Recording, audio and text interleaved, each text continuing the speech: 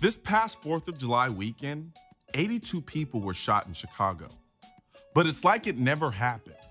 All that carnage generated nothing more than a few news articles that were lost in a storm of Kermit the Frog and Daquan meme retweets. They don't even call it Chicago anymore. These kids wear Chirac t-shirts and hats like badges of honor because they live to see another day. And how can we blame them? Chicago is a domestic war zone.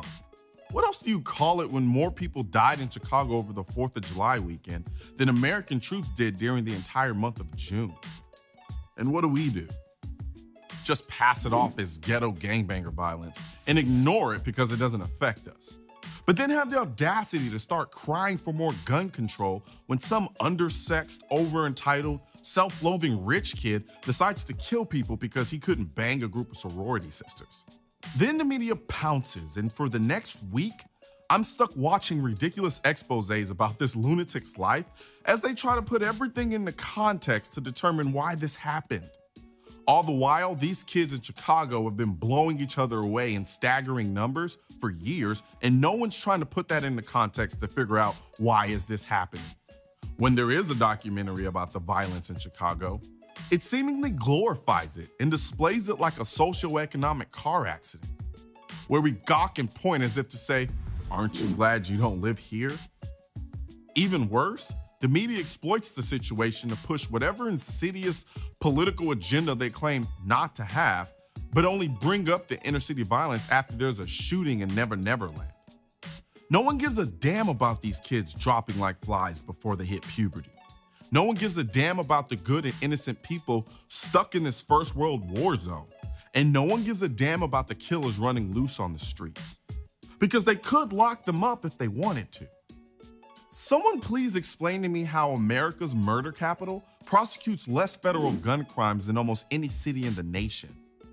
You're spitting in the faces of good people who live in these communities when you scream for more gun control when the gun laws we have now aren't being fully prosecuted. Like a bunch of 2-year-olds they all are, running around pouting and declaring, "We need more gun control laws in Chicago." Yet when an officer takes a known gangbanger who shoots at people off the streets, he's able to plead out and be back on the streets the next day with a different gun. He's a criminal. He doesn't care about the law. A lesser charge is nothing to him. It's like giving a scarlet letter to a career prostitute. It's a statement in redundancy. You'll see a good portion of the shootings stop when violent and habitual offenders get slapped with federal charges and actually have to sit the time.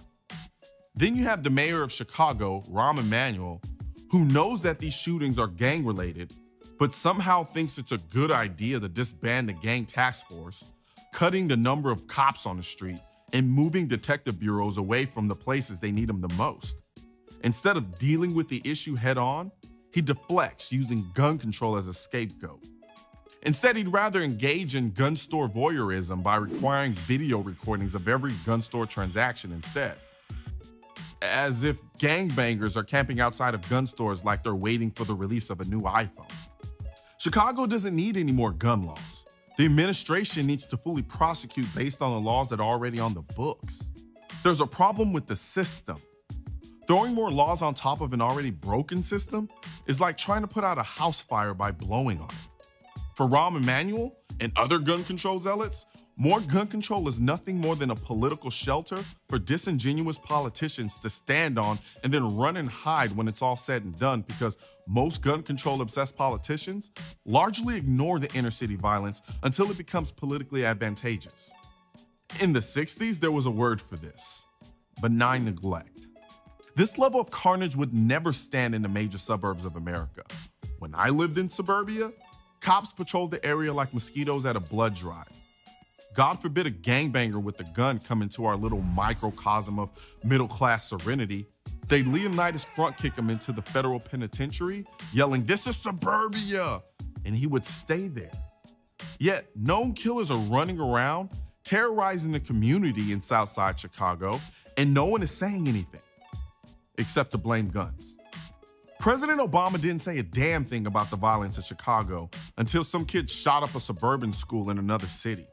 And even then, he mentioned Chicago as a footnote because he couldn't ignore it any longer.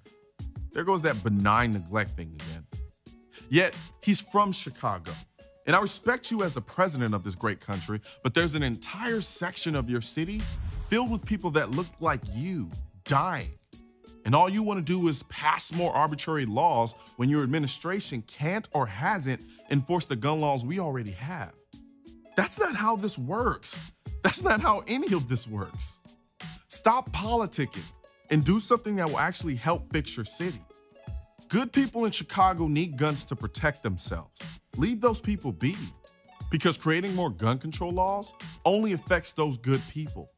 Criminals aren't following the laws that are in place now. Focus on the violence problem, and the guns become a non-issue. Focus on the socioeconomic problem, and the guns become a non-issue.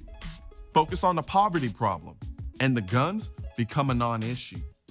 Continue to only focus on the gun, and all of these problems will still be an issue.